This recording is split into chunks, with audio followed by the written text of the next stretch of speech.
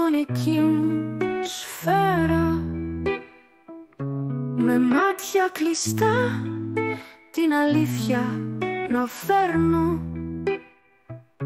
σε κάθε στίχο, με πάθος ελπίδα να γίνω εαυτός μου, να βρω την πηγή της ζωής. Σαν τον ήλιο το κόκκινο χάπι θα πάρω, θα σπάσω τις αλυσίδες, θα ζήσω, θα πάρω σε κόσμους άγνωστους θα βρω τη φωνή, αναζητώντας την αλήθεια στο φως της ψυχής. Η συνείδηση, το κλειδί της αλλαγής. Σε κάθε σκέψη μια νέα διαδρομή, με το φως της καρδιάς θα φωτίσω τη νύχτα, θα διώξω τις σκιές που με κρατούν στο πλάι. Σαν τον ήλιο το κόκκινο χάπι θα πάρω,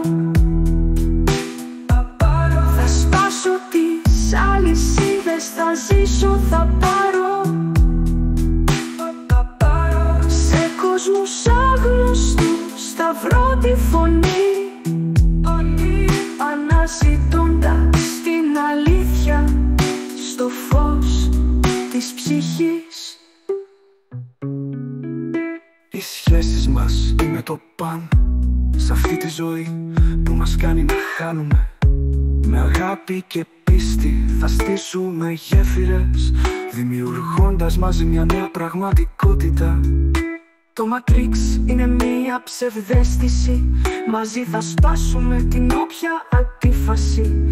Με ανοιχτό μυαλό και καρδιά γεμάτη θα γίνουμε ένα με την αλήθεια που αγγίζει.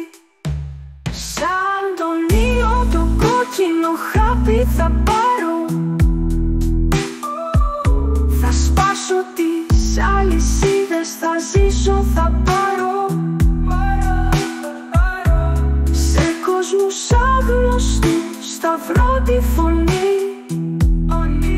αναζητώντας την αλήθεια στο φως της ψυχής.